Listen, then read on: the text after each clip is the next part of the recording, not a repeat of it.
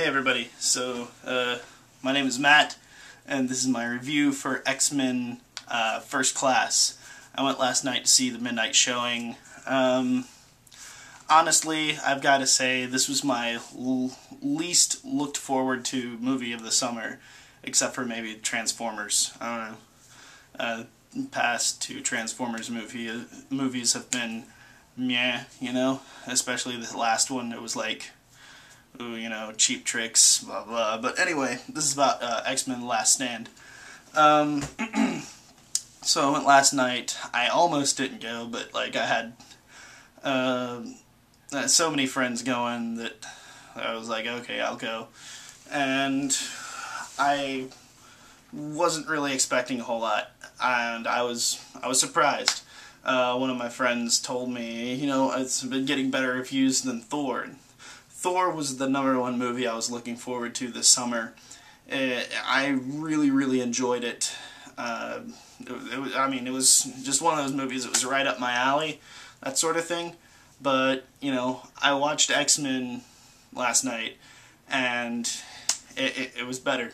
I'll admit it, it was better. It was better than Thor. In certain areas. I still like Thor better.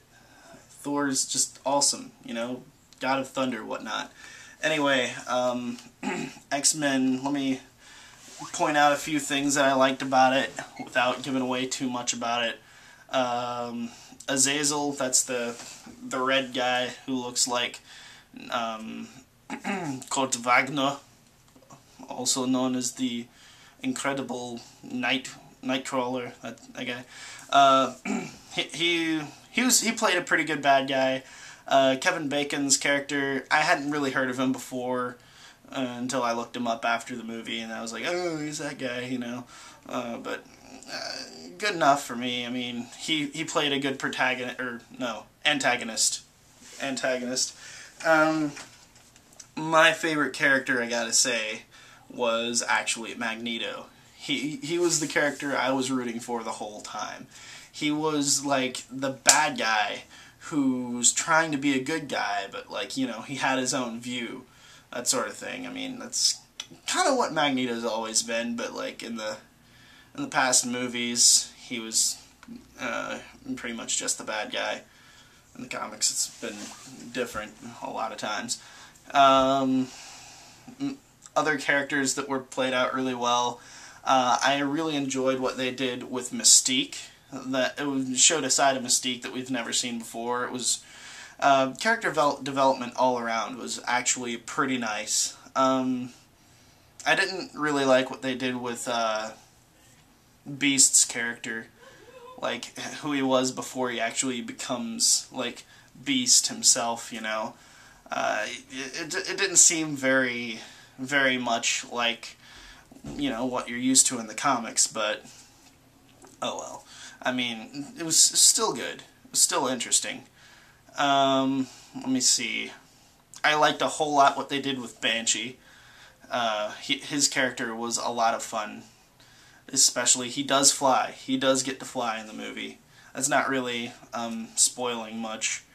But the ending was really good. They left it at a very good place where you could pick up from another movie and just keep on going, because this is supposed to be one of another trilogy, the first of another X-Men trilogy, and I like where they're going with it. A lot of good character development, a lot of good background story on a lot of characters that we know and love, and then there's other characters that, like, you know, people who aren't familiar with the comics, they're gonna like it a lot. I mean, they're gonna be like, oh, this character's a lot like this character that I know, and why are they calling that character that character? Wasn't he in the last movie? You know, I'm referring to the Angel character specifically there. It's interesting. There's a anyway, I'm not gonna get into that, but yeah, all around really good movie. Yeah, I enjoyed it.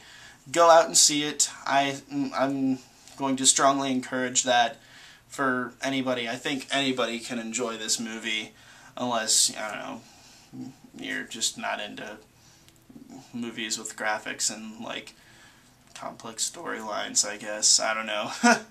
But yeah, strongly encourage anybody who thought, oh, well, another X-Men movie, because I mean, you know, 3 was crap. Pretty much everybody agrees with that. 2 was actually my favorite of the last trilogy, and 1 was done fairly well.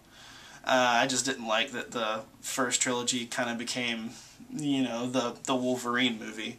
But this one was pretty well rounded.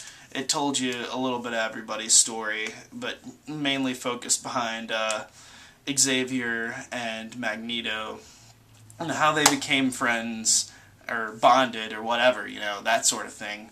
And then, like, it's the start of the X-Men. It was really, really cool. So yeah, I strongly encourage you, go out, see it. It was great, wonderful, enjoyed it. That's it for my review of X-Men First Class. Go away.